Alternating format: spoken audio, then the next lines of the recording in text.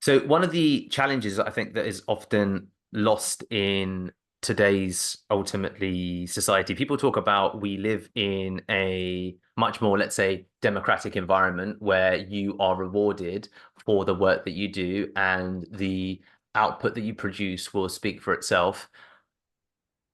To a degree, I think that's maybe true. It's perhaps better than it was, but I say it's perhaps better than it was because my experience of this is very limited in that I worked for a corporate company for a short amount of time, Deloitte, and I did see that there were more strongly entrenched hierarchical systems in that corporate environment that meant that politics were a part of that environment, in that people were seemingly rewarded to some degree for the wrong things. How long they were in the office, but then also it seemed very, it seemed to a degree there was limited ability to leapfrog positions based upon talent and that you need to follow the process and procedure. And then people often then make the comment that you don't have a flat structure, you aren't able to get the leaps that you want to make. And that's why a lot of people choose to go to, for example, companies that are smaller, that are more startup in fashion. So Pearl Lemon would be would ideally be an example of that. But the irony of it, the reality of it is that people aren't just solely judged by the work that they do. You're judged by your communication, and people could call that politics because practically speaking, I can't measure the value of someone who tells me they do web development because as the company grows, I can't really evaluate the impact of the code. And even as decision makers get busier, I look at Arsalan now, who's just joined. I could technically look through all of the content you produce, but I don't have the time to look through the content that you produce. That's a reality, right? You're producing 20 pieces of content a day. It would be a full-time fucking job for me to look at your content. So what I then use is what you call proximate measures. I ask someone about their work. And I look at their ability to tell me about it, to tell me how it's going. And then I seek feedback from your peers.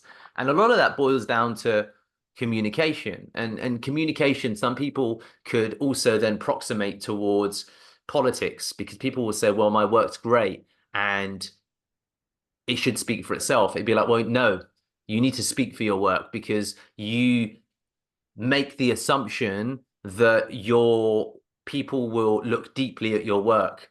People will look deeply at the result and then rarely look at work within itself. That's what people look at. They say, okay, great. You're developing a website for me. You sent me a 70-page document about page speed, but the website's still fucking slow. So, and I'm not going to read your report. I just see that the website's slow, right? For DAR Global and the team. And that's how everyone really measures stuff because they're too busy to look at the mechanics of it. So then what it rests upon is, okay, you sent me this really detailed report, Malcolm. Explain it to me. Because really, I'm going to rely 80% upon your explanation, which is again the communication part of it, okay? That's how fucking life is. That's how you are. That's how we are when we want people to explain the reasons for their actions. So communication and your ability to effectively communicate why you're doing what you're doing and how you're doing it is so important. And that's how people in to Ali's point say, guys, if you communicate well, you can. And he says it, but there's a slight caveat that I would add. One of the comments that Ali made was that, guys, you can get promoted and get higher salaries even if you can't do the work, but if you can communicate well. But that's because communication is a highly valuable asset.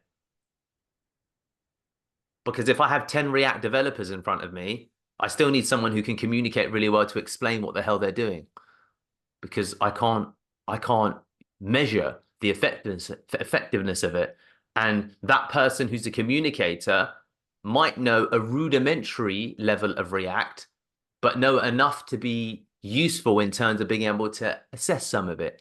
And or they just might have systems to say that, look, I have someone else who comes in and does all of these React tests, and I've set up all of these tests in Test Gorilla to regularly test it. And then I have an outside consultant who comes in and tests the code base of all of our React developers and then measures their progress. So that person could know nothing about React, but can know how to communicate with the various teams to be able to set up a communication or management structure to be able to effectively communicate the work. That person will then be rewarded for that. And at any or at every level of your career, you will be called upon to ascend to the next level to explain to me what you're doing or explain to me why it's valuable. Because also, this misnomer that the result should speak for itself, more often than not, the people that you ask for more money have to wait for the result because the result hasn't come yet. There's the which would be okay, great. Have you generated sometimes it does come, don't get me wrong, but often people want the reward along their way to the outcome. Does that make sense? It's like, well, we've not got there yet. We don't have a website that's 100 page speed, 100 core web vitals, but you want the raise. Okay, explain it to me why. Or we're meant to be generating leads via cold email and we're not, but you want the raise. Explain to me why. I don't need to look through your 79 email campaigns. I just look at the result and I'm not going to look through your 79 email campaigns, but you want to move from X to Y. Explain to me why. So that's why having a detailed orientated approach with communication is so, so important. It's naive of you to think that people are going to, it's naive of you to, it's naive for all of us to have the arrogance to assume that people want to look at our 72-page report because people are busy and everyone wants a shorthand version, and then and only then maybe will they look at the detailed nature of the report. So that's why, and of course, for those of you, and that's just the nature of the game, for those of you who are working in your second language but are choosing to do business in English, you have more work cut out for you than someone like myself. The challenges for you are a bit more difficult, but that's also, of course, a way to differentiate yourself. It applies to native speakers, okay, by the way, because there's people in our company who frankly speak native English but don't explain shit properly or improperly. We had an example of it this morning in the US sales chat where people were sending poor replies to my questions um, when I was asking for details. So you need to be able to not only communicate well, but to articulate detailed insight as to your thinking and to be able to present the different scenarios. I talk about this time and time again, and I continue to talk about it. You must be able to explain the things that you do in detail with your thinking and to make it clear, because otherwise you leave value on the table because someone like myself thinks, well, that you didn't really answer my fucking question, did you? Or you answered some version of it, but you've not been clear and direct with it. A different example of that was yesterday when Ali Abeid was asking the SEO team, are you aware that when you change a meta title and meta description, you should resubmit it to GSE for indexing or for a recrawl to speed up the rate at which the meta title can change? And no one was able to actually articulate a direct response to that. There were all of these weird replies that came in. So clarity of communication is super fucking important.